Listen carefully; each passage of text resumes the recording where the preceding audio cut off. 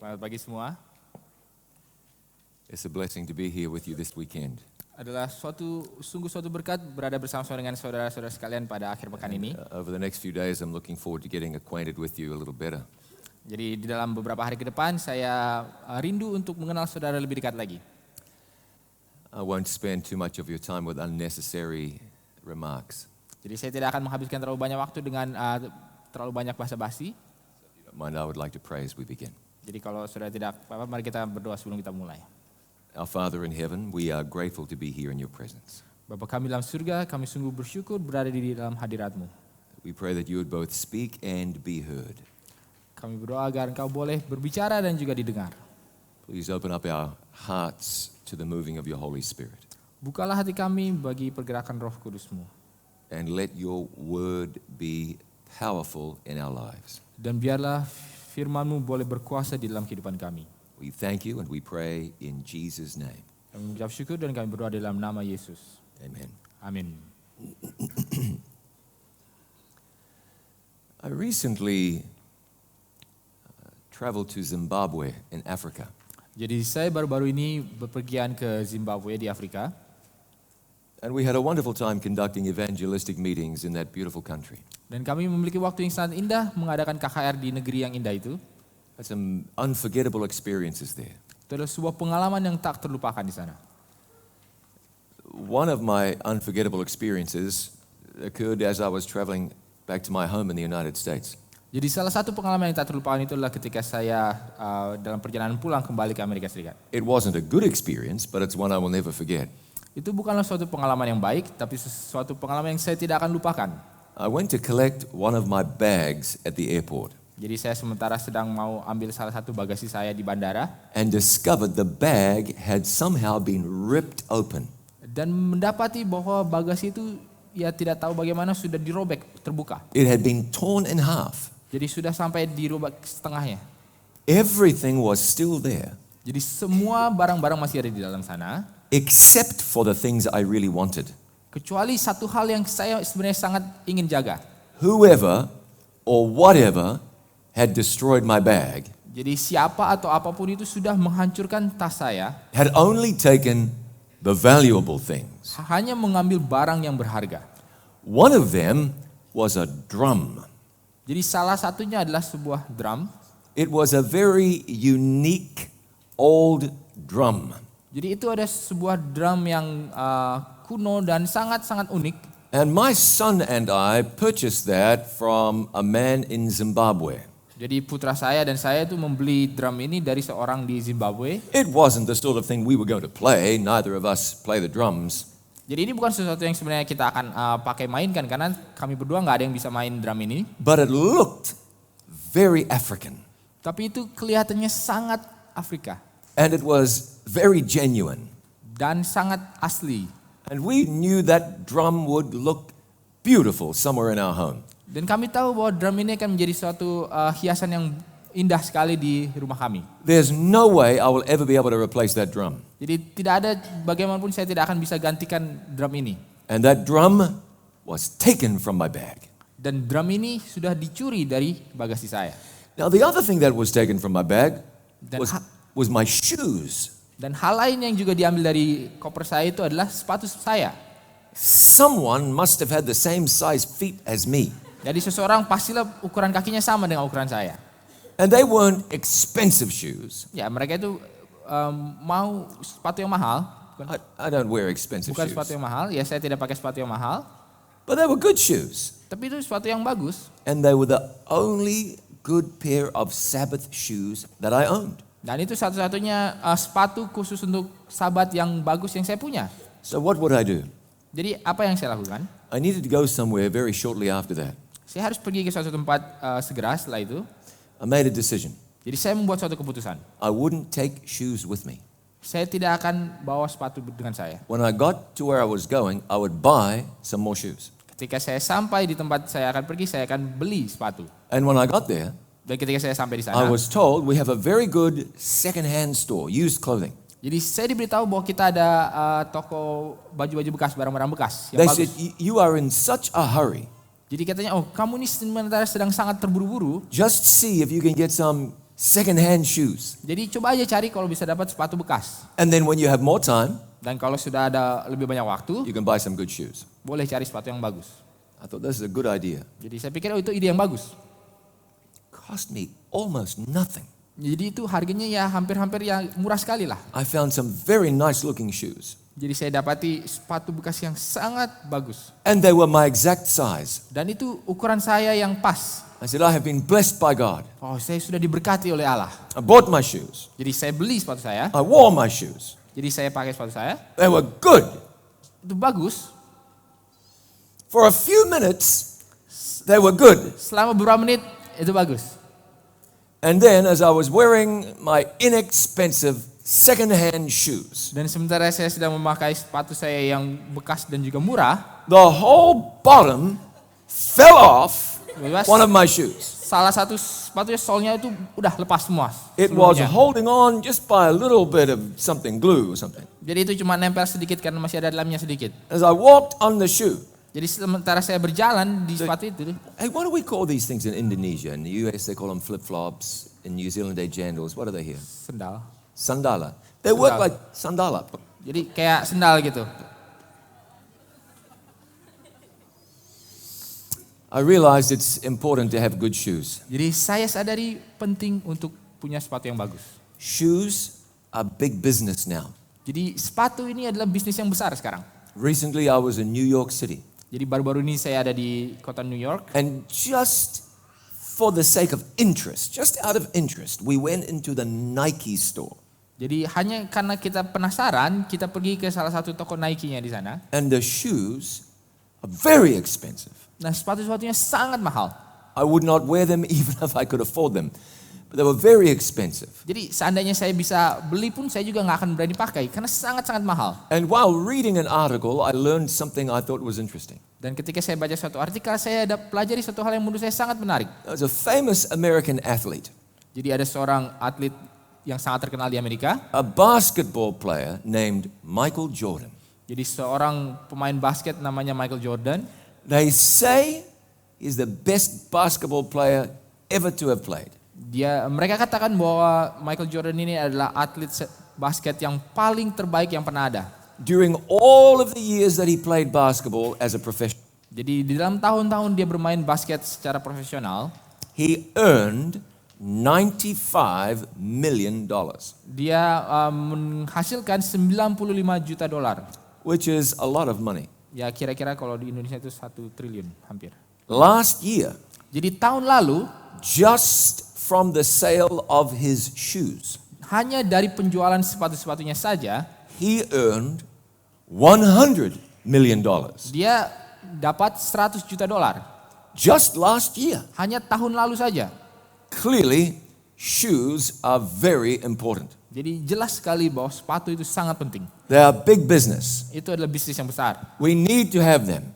Ya, kita perlu punyainya. It's hard to get by without them. Ya, sangat susah untuk melakukan kegiatan tanpa sepatu. Now, you remember the lady who was the president of the Philippines. Jadi saudara ingat salah satu ibu negara Filipina yang Her lampau. name was Imelda Marcos. Namanya adalah Imelda Marcos. And everybody said she owned so many pairs of shoes. Dan mereka katakan bahwa ibu ini punya begitu banyak sepatu. Someone said she owned 1,000 pairs of shoes. Ada yang bilang bahwa dia punya itu 1000 pasang sepatu. She said that is not true. Dia bilang itu nggak benar. She said, I own 1,060 pairs of shoes. Dia bilang, oh saya punya 1060 pasang. That's a lot of shoes. Nah itu sepatu yang sangat banyak. I don't know who would need so many shoes. Saya nggak tahu siapa yang butuh sepatu sebanyak itu. When you get to the Bible, you read about shoes. Jadi ketika saudara dapat di Alkitab, saudara akan baca tentang sepatu. And sometimes they're simply referring to sandals. Dan kadang-kadang itu hanya merujuk kepada sendal. Now, when Moses approached the burning bush, Jadi ketika Musa menghampiri semak yang terbakar, God said, take off your shoes, Allah katakan, tanggalkanlah kasutmu. because the ground on which you are standing is holy ground. Karena tanah di mana engkau berdiri adalah kudus. Very interesting story about the Gibeonites who deceived Joshua. Jadi ada satu cerita yang menarik tentang orang-orang Gibeon yang menipu Joshua. They turned up and said they've come from a faraway country. Jadi mereka datang lalu mereka bilang, oh kami datang dari negeri yang jauh. They brought with them moldy bread, Mereka bawa bersama-sama dengan mereka roti yang sudah berjamur. old provisions. Jadi perbekalan-perbekalan yang udah lama. And the Bible says they brought patched up shoes. Dan Alkitab katakan bahwa mereka bawa sepatu yang sudah tambal sulam. John the Baptist said he wasn't worthy to tie the laces on Jesus' shoes. Yohanes Pembaptis katakan bahwa ia tidak layak untuk menanggalkan kasut yang Yesus pakai. And when the prodigal son came home, Dan ketika anak yang hilang itu pulang ke rumah, his father said, kill the fatted calf, ayahnya katakan bunuhlah lembu yang gemuk itu, put on a new robe, pakaikan jubah yang baru, and get him some new shoes to Dan- put on his feet. dan bawalah sepatu yang baru untuk dipakaikan kepada kakinya. Now, the Apostle Paul spoke about the importance of having good shoes. Nah, Rasul Paulus mengatakan pentingnya memiliki sepatu yang baik. So I want you to look at that passage with me in Ephesians chapter 6. Jadi saya mau saudara buka bersama-sama dengan di dalam Efesus pasalnya yang ke-6. There is a lot we could say about this passage in Ephesians chapter 6. Jadi ada banyak hal yang bisa kita katakan mengenai perikop di Efesus pasal 6 ini. It's a very important passage of the Bible. Ini adalah salah satu pasal yang penting dalam Alkitab. It speaks to people of all ages, Ini berbicara kepada orang-orang di dalam segala zaman, segala and it umur. speaks to the times in which we live. Dan juga terutama berbicara di dalam masa di mana kita hidup sekarang. We begin in Ephesians 6 and verse 10, Kita mulai di dalam Efesus 6 pasal yang ke-10. where Paul says, finally, my brethren, be strong in the Lord and in the power of his might. Rasul Paulus katakan ayat 10, akhirnya hendaklah kamu kuat di dalam Tuhan, di dalam kekuatan kuasanya. Now we see a little phrase here that I'm going to come back to over and over again during this weekend. Nah, kita akan sampai di dalam pada satu ungkapan yang saya akan ulangi lagi di dalam akhir pekan ini. And this is where Paul says, be strong in the Lord. Dan ini di mana Rasul Paulus katakan hendaklah kamu kuat di dalam Tuhan. Let me ask you a question. Saya mau tanyakan pertanyaan kepada saudara. Is it important Apakah penting that as Christians sebagai orang Kristen we are strong? kita harus kuat? Yes or no? Ya atau tidak? Sure it is. So we understand that. It's very important. Jadi kita pahami bahwa ini sangat penting. But I will tell you this.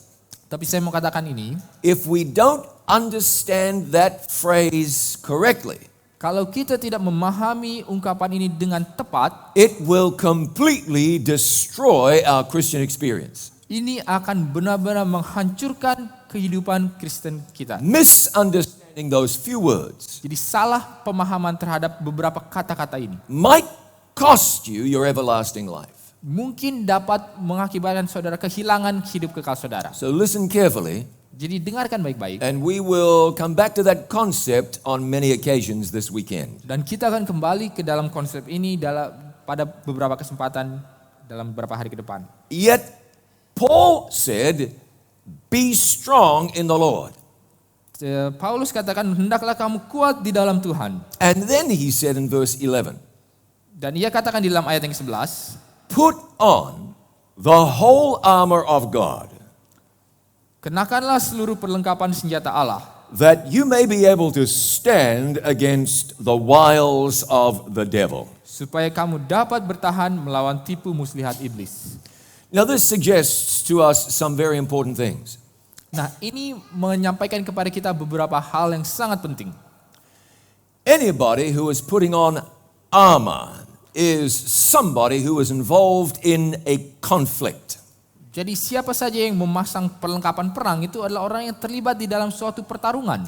Now you could say that a game of soccer or football is a conflict. Oh, jadi saudara bisa katakan bahwa suatu pertandingan sepak bola itu adalah sebuah pertarungan. And I know that soccer is very popular in Indonesia. Dan saya tahu sepak bola ini sangat populer di Indonesia. A soccer player will have soccer boots on their feet, Jadi seorang pemain bola akan ada sepatu bolanya. maybe pads to protect their shins. Ya mungkin itu pelindung tulang keringnya. But that's it. Tapi itu saja. You would not see a soccer player take the field wearing a suit of armor. Jadi saudara tidak akan lihat seorang pemain bola datang ke lapangan dengan pakai baju zirah. That person would look out of place. Nah, orang itu akan kelihatan tidak pada tempatnya. There are other conflicts that you can think of, Jadi ada macam-macam lagi pertarungan yang bisa saudara pikirkan. whether in the area of sport or just in the area of life. Apakah bahkan di olahraga atau dalam hidup pada umumnya. And I cannot think of too many where an individual would enter into that arena wearing armor. Dan saya tidak bisa pikirkan terlalu banyak di mana orang ini akan datang ke arena tersebut dengan berbaju zirah. When the Bible speaks about somebody wearing armor, Ketika Alkitab mengatakan seseorang yang berbaju zirah, it suggests to us somebody who is going into battle. ini menunjukkan kepada kita seseorang yang sementara akan berperang. You remember the story of David and Goliath. Jadi saudara ingat kisah tentang Daud dan Goliat. David said that he would fight against the giant. Jadi Daud katakan bahwa ia akan pergi melawan raksasa itu. King Saul said, "Here, wear my armor." Raja Saul katakan, ini pakailah baju zirahku. A life-threatening situation, Jadi dalam situasi yang berbahaya, which called for protection of the very best kind.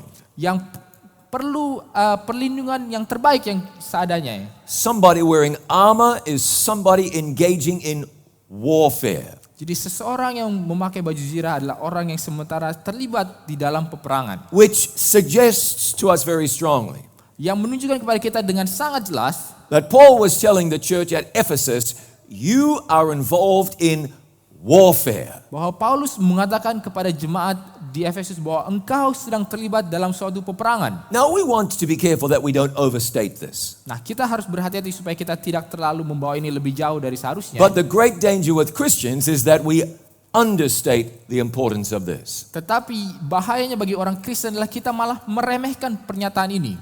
I have never been involved in a war. I've never been in the military. Jadi saya tidak pernah terlibat dalam perang, saya tidak pernah masuk dalam militer. I have many friends who have served in the military. Tapi saya punya banyak teman yang pernah ikut terlibat dalam militer. In fact, near where I live right now, Bahkan dekat di mana saya tinggal sekarang, there is buried a Seventh-day Adventist man ada yang dimakamkan di sana seorang Advent who became famous Yang- for his bravery in the military. yang menjadi terkenal oleh karena keberaniannya dalam karir militernya. He served during World War II. Dia itu berperang ketika Perang Dunia Kedua. He did not carry a weapon. He refused to do so. Ia menolak untuk membawa senjata. He was a combat medic. Ia adalah seorang dokter perang. And he saved the lives of dozens of men. Dan ia sudah menyelamatkan nyawa daripada puluhan orang. His story is, on the one hand, an inspirational story. Jadi kisahnya di satu sisi adalah sebuah kisah yang sangat inspirasional. He was awarded the highest honor ever given by the government of the United States of America. Ia diberikan suatu penghargaan tertinggi yang pernah diberikan oleh pemerintah Amerika Serikat. His story is a story of commitment and bravery and service. Jadi kisahnya adalah suatu cerita tentang komitmen, keberanian, dan juga pelayanan. But at the same time, his story is a story of tragedy. Tapi pada saat yang sama, kisahnya juga adalah sebuah kisah yang tragis. Because war is tragic. Karena perang itu adalah suatu hal yang tragis. There's nothing good about what happens in warfare. Jadi tidak ada hal yang baik yang terjadi di dalam peperangan. During World War I or World War II or any other war you care to name. Jadi di dalam masa Perang Dunia I atau Perang Dunia II atau perang apa saja yang saudara bisa sebutkan, Thousands, even millions of lives have been lost. jadi ribuan bahkan jutaan nyawa itu hilang. And many other lives have been damaged and harmed. Dan banyak lagi jiwa-jiwa yang terlukai.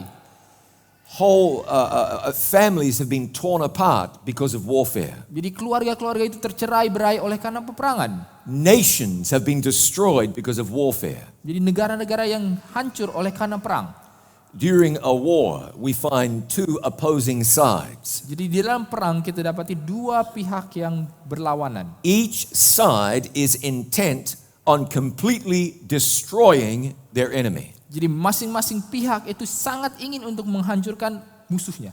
If you were involved in a war, Jadi kalau saudara terlibat di dalam perang, you would have to be vigilant at all times. saudara harus siap siaga pada setiap waktu. In fact, that tension can irreparably damage your mind simply from being in that environment. Jadi bahkan ketegangan yang ada itu bisa merusak pikiran saudara secara permanen hanya karena berada di tempat seperti demikian. You have to be constantly alert Saudara harus awas setiap saat because there is danger everywhere karena ada bahaya di setiap sisi and you could lose your life. dan saudara bisa kehilangan nyawa saudara. Now, Paul says you need armor, Nah, Paulus katakan bahwa engkau butuh baju zirah which suggests to us that we are caught in the midst of a war. yang menyatakan kepada kita bahwa kita sementara terperangkap di dalam suatu peperangan. We refer to this warfare as the great controversy. Nah, kita menyebut peperangan ini sebagai pertentangan besar. Friends, we have an enemy,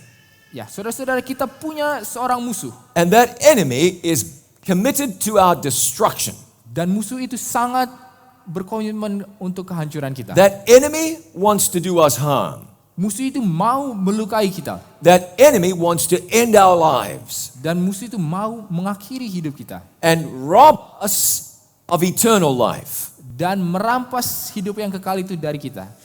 You know, it is a real challenge that we face living in this world. Jadi saudara tahu bahwa ini ada suatu tantangan yang sangat besar yang kita dapati hidup di dunia ini sekarang. There are very few things that happen in this world by accident. Jadi hanya ada sedikit sekali hal-hal yang terjadi di dunia ini yang karena ya kebetulan saja. Satan has engineered a world in which it is very difficult for someone to maintain their Christian experience. Jadi setan sudah merancang dunia ini sedemikian rupa sehingga sangat sulit bagi seseorang untuk menjaga kehidupan Kristennya. And when I say difficult, I mean there are hazards everywhere. Dan ketika saya katakan itu susah, saya bilang ada bahaya, ada kesulitan di mana-mana. There are distractions everywhere. Ada hal-hal yang mengalihkan perhatian di mana-mana.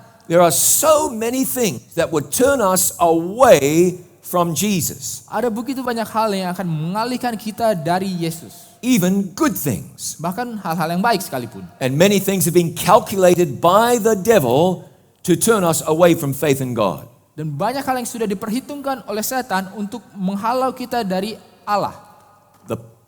The problem is, it's easy to find those things attractive or interesting or exciting. Jadi masalahnya adalah sangat mudah untuk mendapati hal-hal demikian itu sangat menarik atau ya seru. And so it's important for us to decide what is really important. Makanya sangat penting bagi kita untuk menentukan manakah yang hal yang paling penting. If you have decided that honoring God is most important to you, Kalau saudara sudah putuskan bahwa menghormati Allah adalah yang paling penting bagi saudara, then the decisions that you make, maka keputusan-keputusan yang saudara buat, the things you get involved with in this world, hal-hal yang saudara libatkan diri dalam dunia ini will reflect your commitment to God. akan menunjukkan komitmen saudara kepada Allah. I want to tell you very plainly, Saya mau katakan dengan sangat jelas. this is no time to be casual about your relationship with God. Ini bukanlah waktu di mana kita bisa santai-santai saja dalam hubungan kita dengan Allah. We are late in the history of the world. Kita sudah sangat-sangat di ujung daripada sejarah dunia ini. And the decisions we make today will impact our eternal future. Dan keputusan-keputusan yang kita buat akan memberi dampak bagi kehidupan masa depan kekal kita. Paul made it very clear that we are caught in a war. Jadi Paulus menyatakan dengan sangat jelas bahwa kita sementara terlibat dalam suatu peperangan. And so he said, put on the whole armor of God. Oleh karena itu, ia katakan, ambillah seluruh perlengkapan senjata Allah. In verse 12 of Ephesians 6, he said this, Di dalam ayat 12 pasal yang ke-6 Efesus, ia katakan, for we wrestle not against flesh and blood, but against principalities, against powers, against the rulers of the darkness of this world, against spiritual wickedness in high places. Karena perjuangan kita bukanlah melawan darah dan daging, tetapi melawan pemerintah-pemerintah, melawan penguasa-penguasa, melawan penghulu-penghulu dunia yang gelap ini, melawan roh-roh jahat di udara. Our enemy is a spiritual enemy. Musuh kita adalah musuh rohani. And we find ourselves in a spiritual warfare. Dan kita dapati diri kita terlibat dalam peperangan rohani. And so Paul says what you need to do, verse 13, is take unto you the whole armor of God, that you may be able to withstand in the evil day, and having done all, to stand. Oleh karena itu Paulus mengatakan, sebab itu ambillah seluruh perlengkapan senjata Allah, supaya kamu dapat mengadakan perlawanan pada hari yang jahat itu dan tetap berdiri sesudah kamu menyelesaikan segala sesuatu. I want to suggest something to you today. Jadi saya mau menyampaikan sesuatu kepada saudara. God is looking for people who will make a stand. Jadi Allah sedang mencari orang-orang yang akan mau berdiri teguh. People who will put God first and everything behind God. Orang-orang yang akan menempatkan Allah yang terutama dan yang lainnya itu kemudian. People who will make a decision in their mind. I am a believer in Jesus. Jadi orang-orang yang akan membuat keputusan dalam pikirannya bahwa saya adalah orang yang percaya kepada Yesus. And then allow that decision to impact everything about their lives. Dan membiarkan keputusan itu memberi dampak bagi keseluruhan hidup mereka. We are in a warfare. Kita sementara ada di dalam peperangan. And we are fighting an enemy who is at the top of his game. Dan kita sementara sedang berperang dengan seorang lawan yang sangat-sangat hebat di dalam apa yang dia lakukan. Paul said, stand therefore, having your loins girt about with truth, and having on the breastplate of righteousness. Paulus katakan ayat 14, jadi berdirilah tegap, berikat pinggangkan kebenaran dan berbaju zirahkan keadilan. Paul said these things will protect you in this spiritual warfare. Jadi Paulus katakan bahwa hal-hal ini akan melindungi saudara di dalam pertempuran rohani. Truth, God's word, the Bible. Jadi kebenaran, firman Allah, Alkitab. The breastplate, righteousness, the righteousness of Jesus Christ. Berbaju zirahkan keadilan, keadilan Yesus Kristus. He then says, and having your feet shod with the preparation of the gospel of peace. We'll come back to that. Ia katakan ayat 15 berikutnya, kakimu berkasutkan kerelaan untuk memberitakan Injil damai sejahtera. He speaks about having the shield of faith to quench the fiery darts of the wicked. Ia mengatakan tentang memiliki perisai iman supaya dapat memadamkan panah api dari si jahat. Verse 17, and take the helmet of salvation and the sword of the Spirit, which is the word of God. Ayat 17, dan terimalah ketopong keselamatan dan pedang roh, yaitu firman Allah. Salvation will protect your mind. Jadi keselamatan akan melindungi pikiran saudara. The sword which you hold is the word of God. Dan pedang yang saudara pegang adalah firman Allah. And then in verse 18, he encourages us to pray. Dan di dalam ayat yang ke-18, ia mendorong kita untuk berdoa. But verse 15, Di dalam ayat 15. he says, you must have your feet shod with the preparation of the gospel of peace. Dikatakan kakimu berkasutkan kerelaan untuk memberitakan Injil damai sejahtera. You want to have something appropriate on your feet. Jadi saudara mau memakai sesuatu yang pas bagi kaki saudara. Now in writing this, Paul was not talking about running shoes. Dan ketika menulis ini, Paulus tidak katakan tentang sepatu untuk berlari. He didn't say the shoes you need are something that would enable you to run fast, to get away from the enemy. Jadi ia tidak katakan bahwa sepatu yang saudara perlukan adalah sepatu yang bisa membawa saudara berlari cepat dari musuh. These were not the kind of shoes that you might choose to wear to church on a Sabbath. Ya, ini bukan suatu gereja sepatu yang mungkin saudara akan pilih untuk bergereja hari Sabat. These shoes that a soldier would wear were shoes that enable you to stand your ground. Dan kalau kasut yang dipakai oleh prajurit adalah kasut yang bisa sedemikian rupa memampukan dia untuk berdiri teguh. Paul is saying you need something to maintain steady footing. Jadi Paulus katakan saudara perlu sesuatu yang dipakai supaya bisa berpijak dengan teguh. Imagine a warrior in battle engaged in hand-to-hand combat. Jadi bayangkan seorang prajurit yang sementara sedang bertarung tangan kosong. And around the Middle East where Paul lived, the ground was rocky. It was often not stable or firm. Dan di Timur Tengah sana di mana Paulus hidup, ya mungkin tanahnya itu kadang-kadang berbatu-batu, nggak stabil. You couldn't have a soldier engaged in combat who couldn't get traction where he stood. Jadi saudara tidak bisa dapati seorang prajurit yang sementara bertempur yang kakinya itu terpeleset-terpeleset. If you were ever to have the experience of walking on ice, you would know how slippery it is. Jadi kalau saudara pernah berjalan di atas es, saudara akan tahu betapa licinnya itu.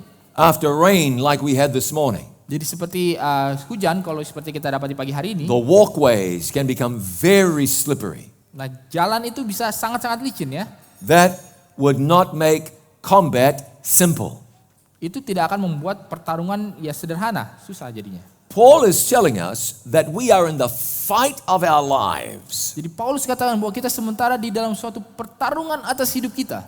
And he says, you want to fight in God's strength. Dan ia katakan bahwa engkau mau untuk bertarung dalam kekuatan Allah. And use those things that God has given you for your protection and defense. Dan menggunakan hal-hal yang Allah sudah sediakan bagi perlindungan dan juga keselamatan saudara. And Paul says if you are going to stand firm in this world, Dan Paulus katakan jika saudara mau untuk berdiri teguh di dunia ini, then you want to possess the preparation of the gospel of peace. maka saudara harus memiliki kerelaan untuk memberitakan Injil damai sejahtera. Now I would like to encourage you about something. Nah, saya mau mendorong saudara tentang suatu hal. We want to be careful that we understand just what it is that we believe. Kita mau berhati-hati di dalam mengerti sebenarnya apa sih yang kita percayai. Now when we read Revelation chapter 14, Nah, ketika kita baca di dalam Wahyu pasal 14, we read about three angels flying in the midst of heaven having the everlasting gospel. kita membaca tentang malaikat yang terbang di langit yang memiliki Injil kekal. They have God's message for these last days. Mereka memiliki pekabaran Allah bagi zaman akhir ini. The first angel says, fear God and give glory to him. Malaikat yang pertama katakan, takutlah akan Allah dan muliakanlah Dia. Approach God with reverence and respect, Datanglah menghampir kepada Allah dengan penuh rasa hormat dan khidmat, with holy fear. dengan rasa takut yang kudus. Let your entire life be lived with reference to God. Biarlah keseluruhan hidup saudara itu dihidupkan dengan rasa hormat kepada Allah. Let God have your whole heart, that he may be glorified in everything that you live. Biarlah Allah memiliki sepenuh hati saudara sehingga Ia boleh dimuliakan dalam hidup saudara. The Bible then says, the hour of his judgment is come. Alkitab kemudian katakan bahwa telah tiba waktu penghakimannya. Our study of the Bible has revealed to us that we are living in the time of heaven's final judgment. Jadi pembelajaran Alkitab kita sudah mengatakan kepada kita bahwa sekarang kita hidup di zaman-zaman akhir penghakiman surgawi. An exciting time in the history of the universe, Sebuah saat-saat yang sangat mendebarkan di dalam sejarah alam semesta ini. telling us that Jesus is soon to return, Mengatakan kepada kita bahwa Yesus segera akan kembali.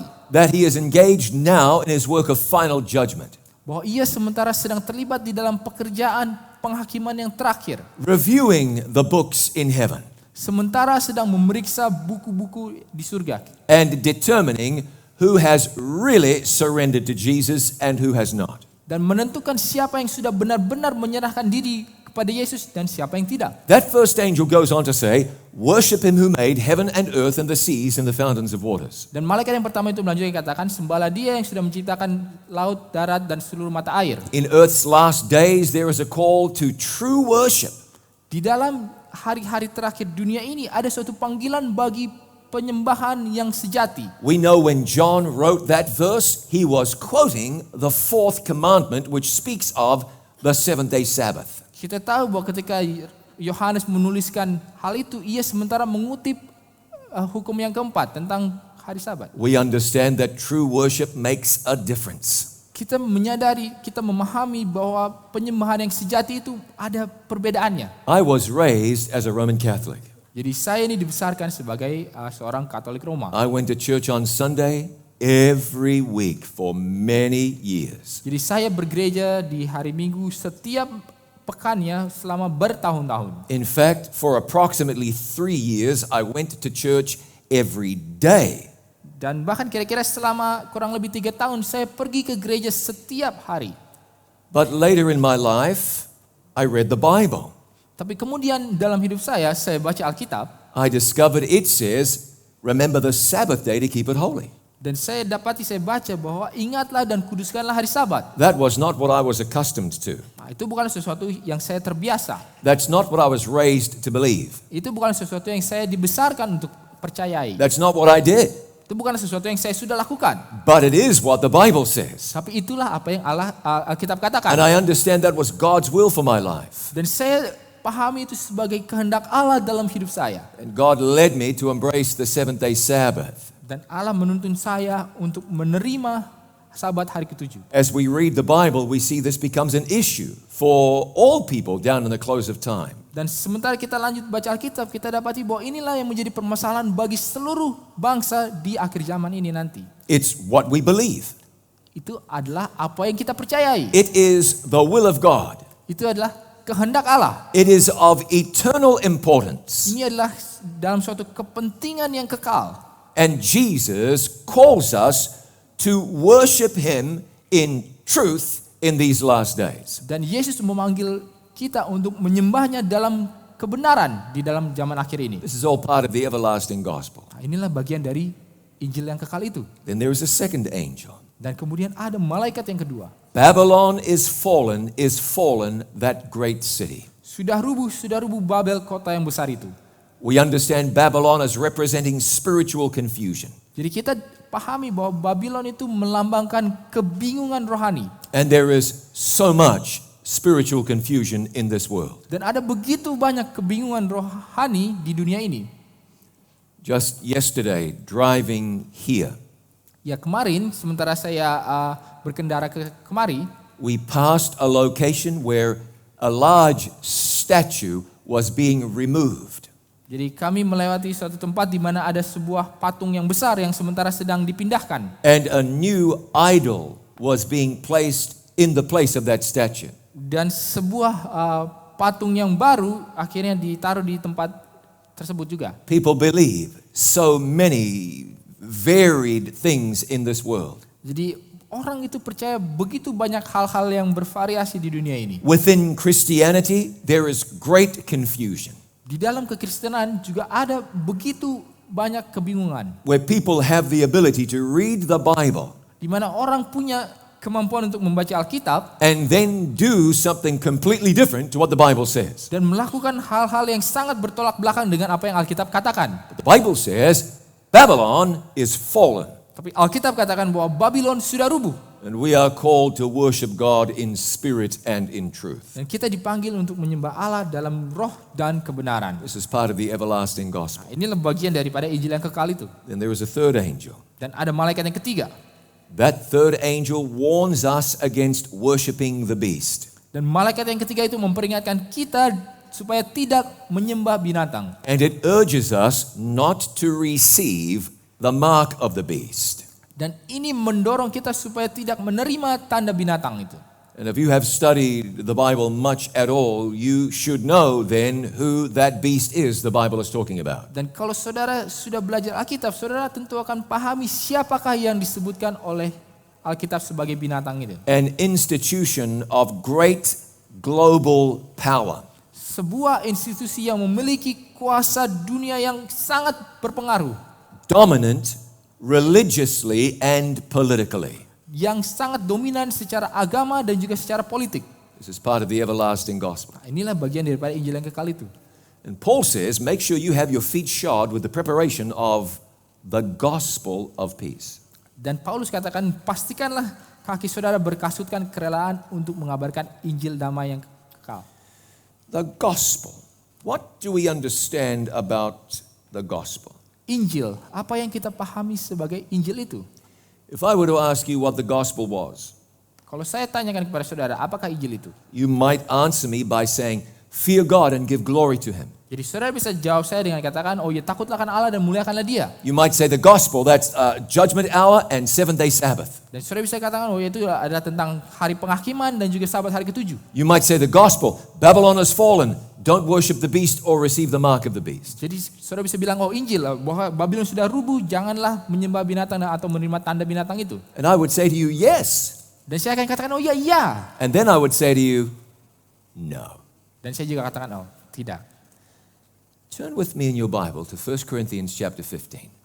Mari kita buka bersama-sama di dalam 1 Korintus pasal yang ke-15. I think we're about to look at something really important. Saya kira kita akan melihat sesuatu yang sangat penting, Something defining.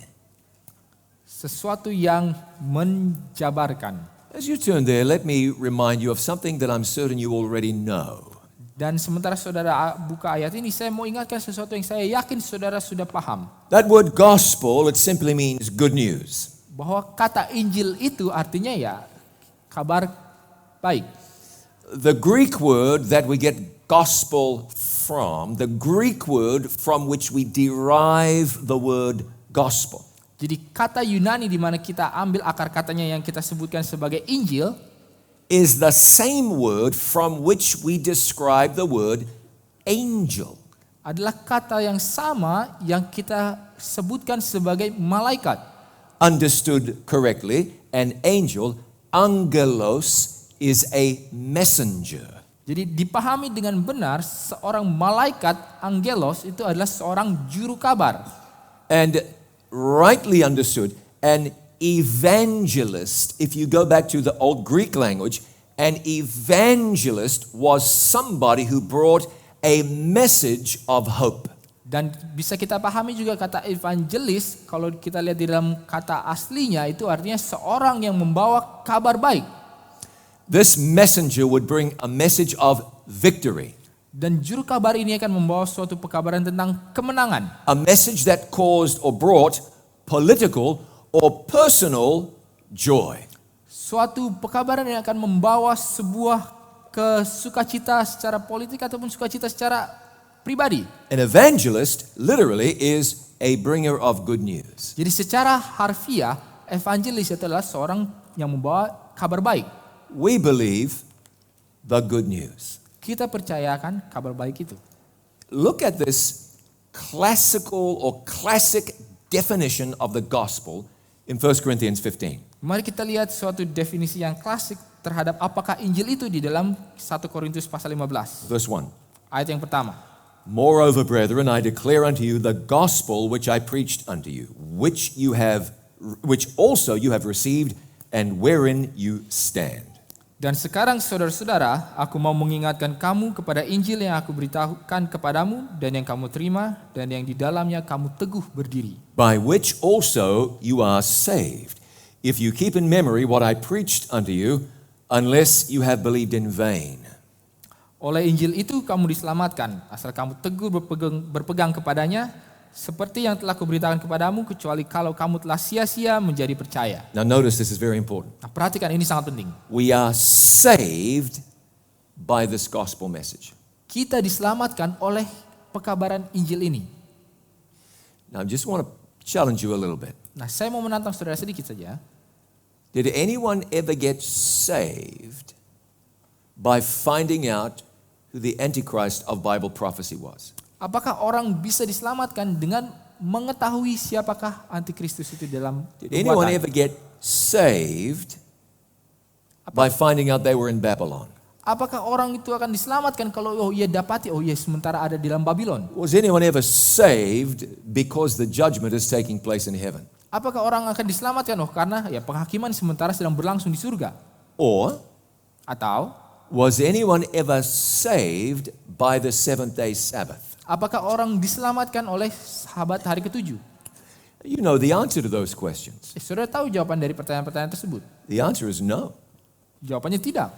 Those are very important things. Nah, itu adalah hal-hal yang penting. If I didn't keep the Sabbath, I wouldn't be here today. Ya, kalau saya tidak menguruskan hari Sabat, saya tidak akan ada di tempat ini sekarang. I am motivated by the idea that the judgment is taking place in heaven. Jadi saya dimotivasi oleh fakta bahwa sementara ada pengadilan yang sedang berlangsung di surga. I am encouraged that in this judgment, Jesus is for me and not against me. Jadi saya diberi semangat oleh fakta bahwa Yesus adalah membela saya dan bukan mendakwa saya. I don't want to be part of Babylon. Ya, saya tidak mau menjadi bagian daripada Babylon. When I made the decision to follow the Bible, Ketika saya membuat keputusan untuk mengikuti Alkitab, I left the church my family attended. saya meninggalkan gereja yang dihadiri oleh keluarga saya. I left my job and my career Jadi saya tinggalkan pekerjaan dan karir saya to step into something I knew nothing about. untuk melangkah ke dalam suatu hal yang sebenarnya saya tidak terlalu tahu apa itu. I left my past behind and didn't even know if I had a future. Saya sudah tinggalkan masa lalu saya dan saya tidak tahu apakah ada masa depan bagi saya. So these things we read in Revelation chapter 14, they're very important, Nah, jadi hal-hal yang kita baca ini di dalam Wahyu 14 ya mereka sangat penting. but they're not the gospel. Tapi mereka bukanlah They Injil. comprise the final good news message to go to the world in the last days. Ya, mereka itu ya, Injil yang kekal pada akhir zaman itu ya, terdiri atas hal-hal tersebut. But it's important to know who we are as believers in earth's last days. Tetapi adalah penting untuk mengetahui siapakah diri kita sebagai orang percaya dalam hari-hari akhir bumi ini. We are messengers of the gospel, Kita adalah juru kabar dari Injil, not critics of somebody else's church. bukan sebagai kritikus bagi gereja orang lain. We are followers of Jesus, Kita adalah pengikut Yesus, not gossipers about things that are taking place in the world, perhaps of which we know nothing. bukan seorang penggosip-penggosip tentang hal-hal dunia yang mungkin sebenarnya kita tidak paham. Our message is clear and distinct, Pekabaran kita itu jelas dan unik, berbeda. and we don't need to waste any energy Dan kita tidak perlu buang-buang tenaga on theories we cannot possibly understand. dalam hal-hal ya, ketakutan yang kita tidak bisa pahami. Look at this in verse 3.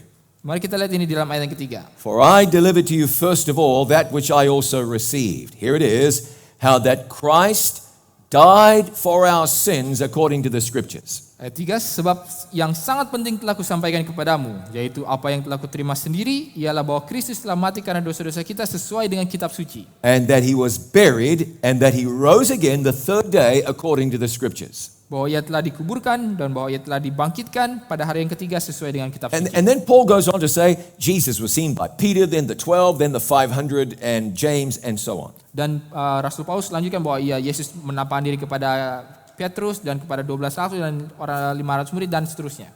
The message that we have to take to the world is the message of Jesus. Jadi pekabaran yang harus kita sampaikan kepada dunia adalah pekabaran tentang Yesus. What Jesus has done for us. Apa yang Yesus sudah lakukan bagi kita. What Jesus is doing for us. Apa yang Yesus sementara lakukan bagi kita. And what Jesus is willing to do in our lives. Dan apa yang Yesus rindu untuk lakukan dalam hidup kita. Now, please try to hear me in a balanced way here. Nah, saya mau saudara dengarkan saya dengan seimbang sekarang. If you've ever rowed in a boat, Jadi kalau saudara pernah itu mendayung perahu, then you know what happens if you row with one oar in the water. jadi saudara tahu apa yang akan terjadi kalau saudara hanya mendayung dengan satu dayung saja di air. What happens if you do that? Apa yang akan terjadi? That's right, you go around in circles. Ya, hanya kita berputar-putar saja. So when you row, you want to row with two oars in the water. Jadi kalau saudara mau mendayung ya dengan dua dayungnya itu. And then you di can air. go in a straight line. Dan saudara bisa lurus jalan. As believers in Jesus in earth's last days, Jadi sebagai orang yang percaya kepada Yesus di zaman akhir ini, we rejoice in the gospel. kita bersukacita dalam Injil itu. Who Jesus is, Siapa Yesus itu? what he is doing, Apa yang ia lakukan? what he will do for us. Apa yang ia akan lakukan bagi kita? We are heralds of the good news. Kita adalah pembawa-pembawa daripada kabar baik itu. And it is easy to somehow get that confused. Dan sangat mudah untuk ya kadang-kadang bingung soal hal ini. A lost man or a lost woman needs Jesus. Jadi seorang yang hilang itu perlu Yesus. Forgiveness of sin, Pengampunan atas dosa. salvation from sin, Keselamatan dari dosa. assurance that he or she is a child of God. Jadi kepastian bahwa ia adalah anak Allah. The message we have to take to the world is the gospel message. Jadi pekabaran yang kita harus bawa ke dunia ini adalah pekabaran Injil. Jesus, the divine Son of God, Yesus, anak ilahi Allah, the only way we can get from this earth to heaven above. Satu-satunya jalan di mana kita bisa pergi dari dunia ini ke surga di atas sana. The only way fallen, sinful human beings can be connected to God. Satu-satunya jalan di mana makhluk yang sudah berdosa dan terjatuh ini boleh berhubung dengan Allah. Jesus, who is our only hope. Yesus yang adalah satu-satunya harapan kita. You can look at any other belief system in the world. Jadi saudara bisa lihat semua sistem-sistem kepercayaan di dunia ini. It cannot offer what we offer in Jesus Christ. Mereka tidak dapat tawarkan apa yang kita tawarkan di dalam Yesus Kristus. Jesus, our Savior and our friend. Jadi Yesus adalah juru selamat dan sahabat kita. Jesus, who died for our sin. Yesus yang mati bagi dosa-dosa kita. Jesus, who is coming again. Yesus yang datang lagi.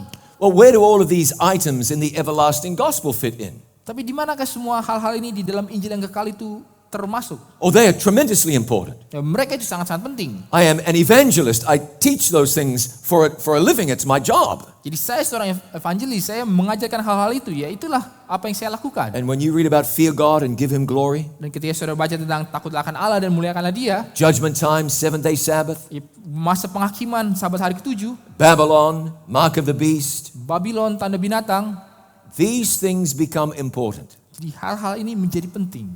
But only as they help us understand Jesus and bless our relationship with Him. Tapi hanya dalam konteks mereka membantu kita mengerti tentang Yesus dan bagaimana kita hidup di dalamnya. If all you have is a theory, Kalau yang saudara punya hanya teori, a dry doctrine, ya doktrin yang kering, you're missing everything. ya saudara sebenarnya kehilangan segala sesuatunya yang lain. What we have to share with a dying world is more than a theory. Apa yang kita perlu bagikan kepada dunia yang sementara menuju kematian ini adalah lebih dari teori saja. We have a Savior to share with this world. Kita punya juru selamat untuk dibagikan kepada dunia. And not only to share with others, Dan ya bukan hanya kita bagikan kepada orang lain, but to welcome into our own lives. tapi juga kita terima dalam hidup kita So that sendiri. God can truly make saved people out of all of us. Sehingga Allah benar-benar bisa mendapatkan umat yang diselamatkan ya dari kita semua ini. It's not difficult to be religious, Jadi tidaklah susah untuk menjadi but it berkehidupan agama. requires more to be a Christian. Tapi untuk menjadi seorang Kristen perlu lebih daripada itu. As a Roman Catholic, I was very religious. Jadi sebagai seorang Roma Katolik itu saya sangat beragama. I went to church every Sunday. Ya, saya pergi ke gereja setiap hari Minggu. I told you there was one time I went to church every day for 2.5 years. Saya katakan tadi saya ada waktu di sepanjang 2,5 tahun di mana saya pergi ke gereja setiap harinya. Every single day, not missing one. Setiap harinya tidak pernah luput satu pun. I did all of the things that my church required. Saya lakukan setiap hal yang gereja saya butuhkan. I went to confession every couple of weeks. Saya pergi ke dalam bilik pengakuan ya tiap berapa minggu sekali. I prayed to Mary. Saya berdoa kepada Bunda Maria. I had rosary beads. Saya ada itu kalung rosari itu. I made the sign of the cross. Saya lakukan itu tanda salib. I prayed to saints. Saya berdoa kepada orang-orang suci. I went to communion every Sunday. Saya pergi ke perjamuan setiap hari Minggu. If you had to do it, I did it. Kalau saudara harus lakukan itu, saya sudah lakukan. I was religious, Saya sangat beragama, but I wasn't a Christian. tapi saya bukan orang Kristen.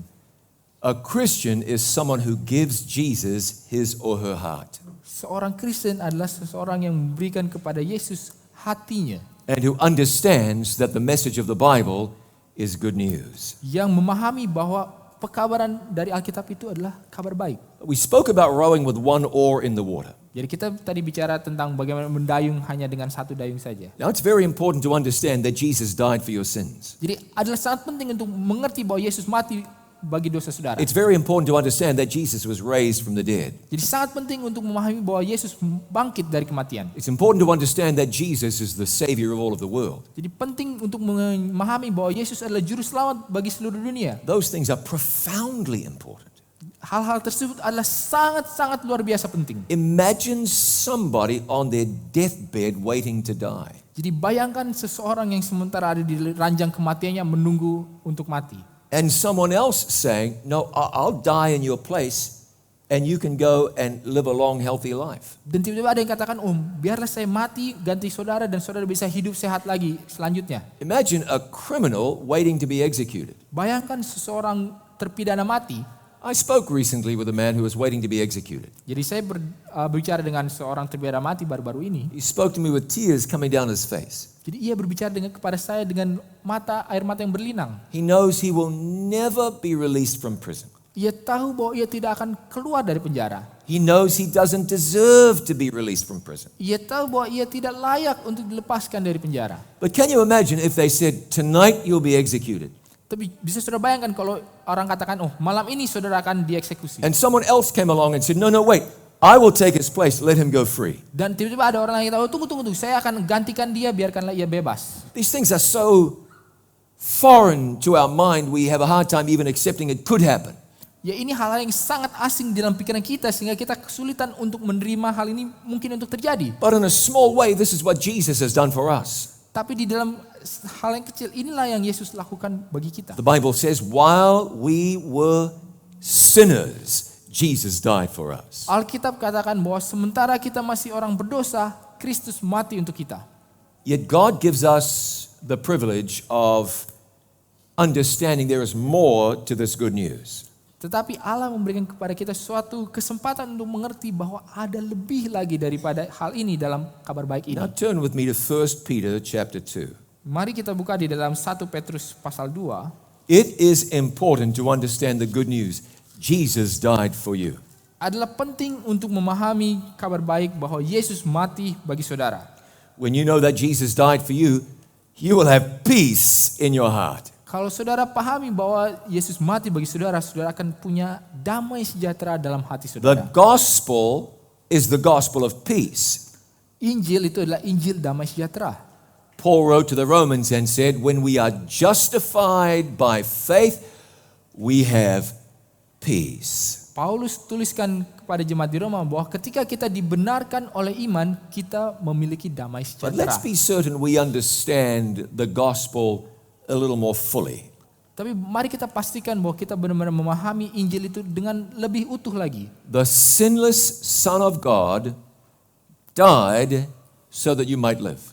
Jadi anak Allah yang tidak berdosa mati supaya saudara bisa hidup. A rebel human race was reconciled to God through Jesus. Jadi umat manusia yang memberontak ini dipulihkan hubungannya dengan Allah oleh karena Yesus. Now here's a question. Nah sekarang ini pertanyaannya. Then what? Lalu apa? Let's read in 1 Peter chapter 2 and verse 21. Mari kita baca di dalam 1 Petrus 2 ayat yang ke-21. It says, for even hereunto were you called, because Christ also suffered for us, leaving us an example that you should follow his steps. Sebab untuk itulah kamu dipanggil, karena Kristus pun telah menderita untuk kamu dan telah meninggalkan teladan bagimu, supaya kamu mengikuti jejaknya. Now imagine that. Nah, bayangkan itu. Following in the footsteps of Jesus. Mengikuti jejak daripada Yesus. It says in verse 22, he did no sin, neither was guile found in his mouth. Dikatakan dalam ayat yang ke-22, ia tidak berbuat dosa dan tipu tidak ada dalam mulutnya. Who when he was reviled not again. When he suffered, he did not threaten, but he committed himself to him that judges righteously. Ayat 23, ketika ia dicaci maki, ia tidak membalas dengan mencaci maki. Ketika ia menderita, ia tidak mengancam, tetapi ia menyerahkannya kepada dia yang menghakimi dengan adil. And then verse 24 says, Dan di dalam ayat 24 dikatakan, who his own self bare our sins in his own body on the tree. ia sendiri telah memikul dosa kita di dalam tubuhnya di kayu salib. Now notice this, Nah, perhatikan hal ini. that we, being dead to sins, should live unto righteousness, by whose stripes you were healed. Supaya kita yang telah mati terhadap dosa, hidup untuk kebenaran. Oleh bilur-bilurnya kamu telah sembuh.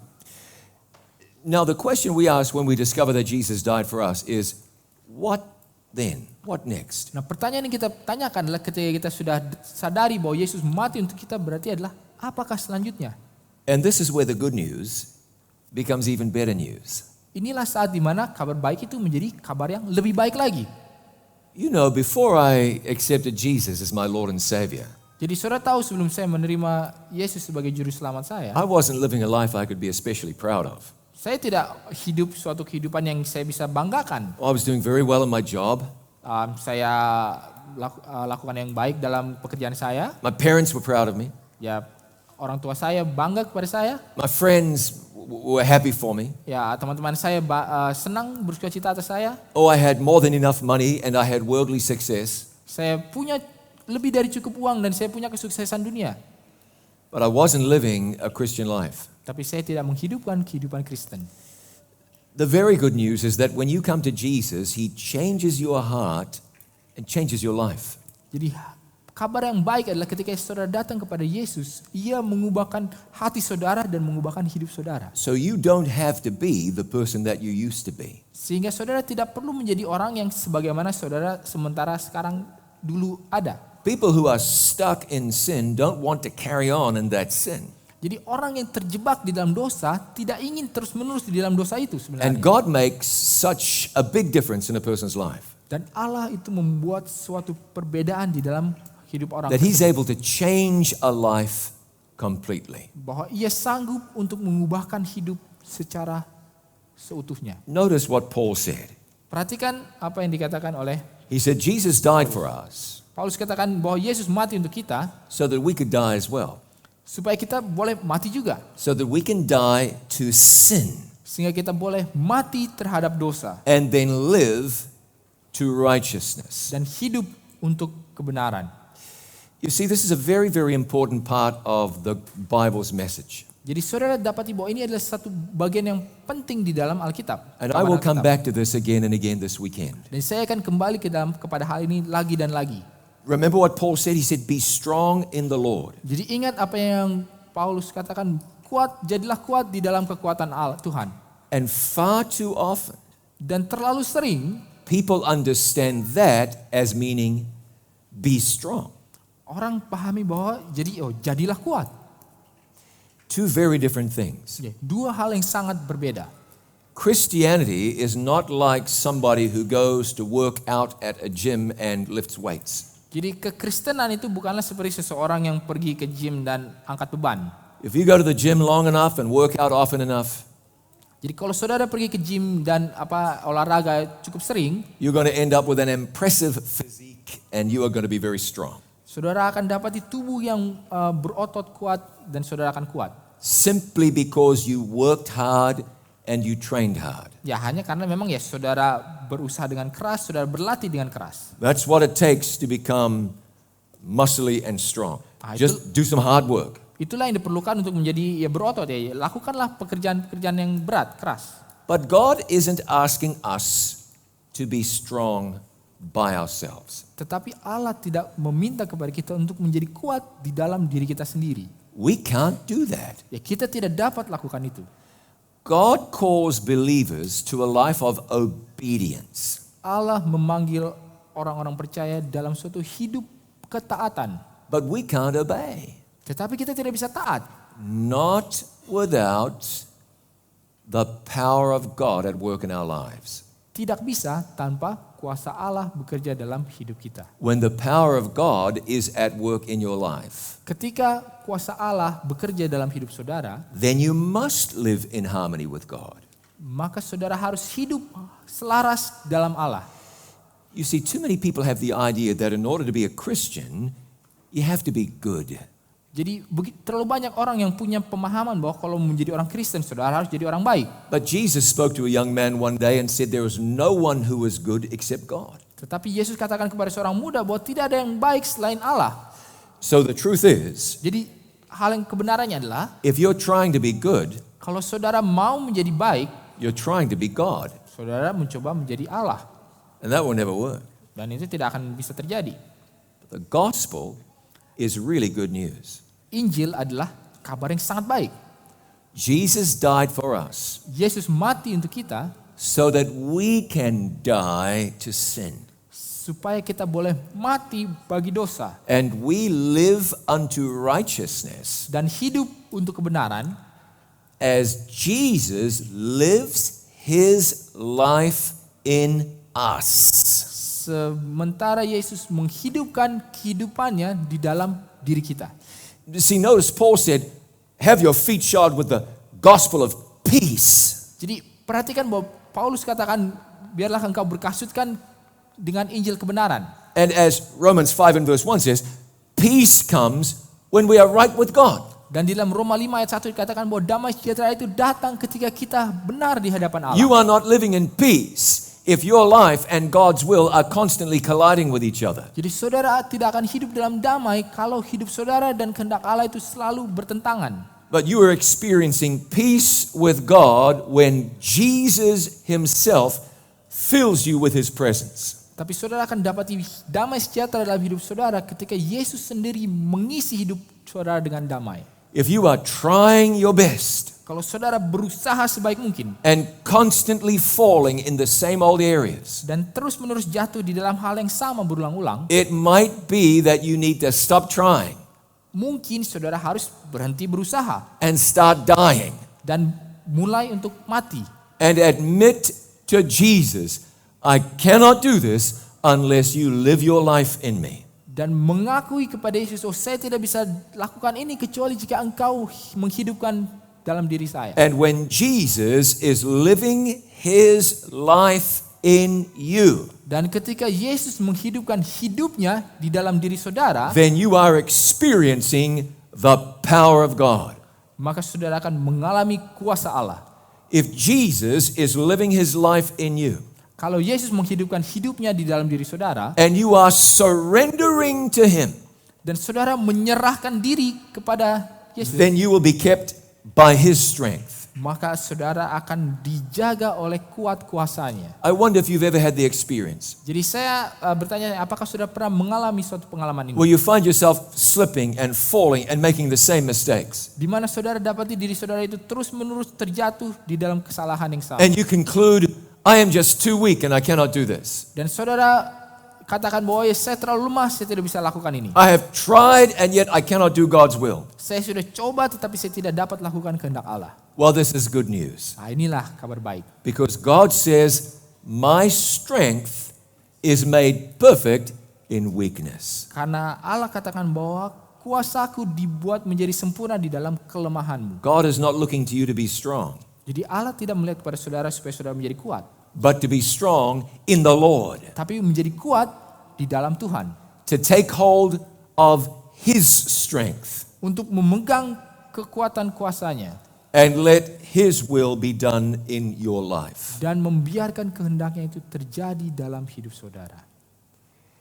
If you can come to God in faith Jadi kalau saudara bisa datang kepada Allah dalam iman and say to God, I need you to do what needs to be done, dan katakan kepada Allah bahwa saya perlu supaya engkau lakukan apa yang perlu untuk dilakukan, you will experience the peace that passes understanding. saudara akan mengalami damai sejahtera yang melampaui segala akal. Let Jesus have his way.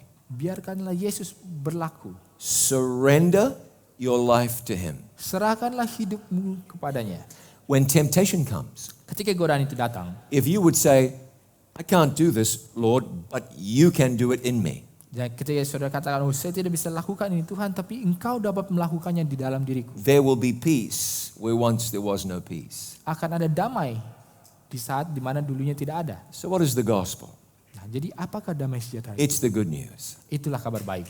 Who Jesus is, Siapakah Yesus itu? what he has done, Apa yang ia sudah lakukan? what he is doing, Apa yang ia sementara lakukan? and what he is doing in you. Dan apa yang ia sementara lakukan dalam diri saudara? This is something in which we can rejoice. Ini adalah satu hal di mana kita bisa bersuka cita oleh karenanya. It's something we can share with the world. Inilah sesuatu yang bisa kita bagikan kepada seluruh dunia. It's what the world needs now. Inilah yang diperlukan oleh dunia sekarang ini.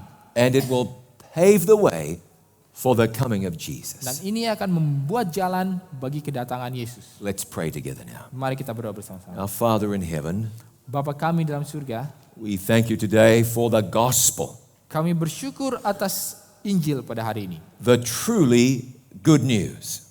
Kabar baik yang benar sesungguhnya itu. I pray we would experience its power, Hamba-Mu berdoa agar kami boleh mengalami kuasanya to have the opportunity to share and demonstrate that power with others. dan memiliki kesempatan untuk menunjukkan dan membagikan kuasa ini kepada orang lain. We are weak, not strong. Kami lemah, bukannya kuat. But thank you that we can be strong in the Lord. Tapi kami bersyukur bahwa kami boleh kuat di dalam Tuhan. Fill us with your Holy Spirit, Penuhilah kami dengan Roh Kudus-Mu, that your will might be done in our lives, bahwa kehendak-Mu boleh jadi dalam hidup kami. not just now, but always. Bukan hanya sekarang, tapi selalu. In Jesus' name we pray. Di dalam nama Yesus kami berdoa. Amen. Amin.